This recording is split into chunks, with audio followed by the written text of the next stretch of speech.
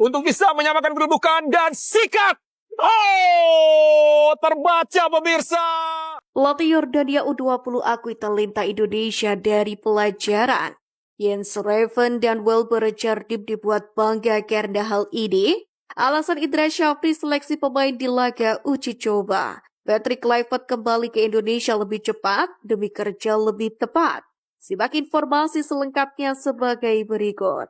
Pelatih Yordania U20 akui talenta Indonesia beri pelajaran. Laga uji coba kontra timnas Indonesia U20 membuat Peter Meidersma selaku pelatih Yordania U20 tak bisa menyembunyikan kata-kata. Sebagaimana diketahui, timnas Indonesia U20 datang di laga uji coba bertajuk Turnamen Mandiri U20 Challenge Series dengan persiapan yang cukup matang, di mana sang pelatih Indra Syafri telah memilih pemain terbaik sejak TC yang dilakukan dalam beberapa bulan terakhir. Sementara pelatih Yordania U20 Peter mengaku bahwa sebelum berangkat ke Indonesia pihaknya juga telah mempersiapkan tim selama 10 hari. Bahkan kedatangannya pun juga lebih cepat dari negara lainnya yang ikut turnamen mini ini. Turnamen itu merupakan bagian persiapan timnas Indonesia dan Yordania jelang tampil di Piala Asia U20 yang bergulir bulan depan di Cina. Berlangsung di Stadion Gelora Delta Sidoarjo, Peter Meidersma memimpin anak asuhnya tampil all out. Drama pun terjadi di sepanjang pertandingan dengan adanya jual beli serangan. Peter sendiri menilai ajang Mandiri U20 Challenge Series ini merupakan momen sempurna bagi pemain Yordania untuk mencari pengalaman jelang Piala Asia U20. Meski di Jakarta akhir-akhir ini sering hujan, dia sama sekali tidak mengeluhkan cuaca yang kurang mendukung tersebut dan anak asuhnya pun sudah beradaptasi. Saya pikir ini adalah kesempatan yang bagus bagi semua tim untuk menyongsong pertandingan berikutnya, Piala Asia U20 2025. Tentu saja ini adalah tantangan untuk melihat apakah kami bisa bermain dengan baik dan berhasil dalam turnamen ini untuk berhasil di Piala Asia, ujar Peter. Sementara itu, pemain timnas Yordania U20 Isaldin Abu Al-Saud mengatakan rasa terima kasih atas kesempatan yang diberikan oleh Persatuan Sepak Bola Seluruh Indonesia untuk dapat mengikuti turnamen ini. Alasan Indra Syafri seleksi pemain di laga uji coba. Terlepas dari hasil laga kontra Yordania U20, Indra Syafri mengungkapkan misi terselubung pada uji coba kali ini. Timnas U20 Indonesia yang semula bermaterikan 30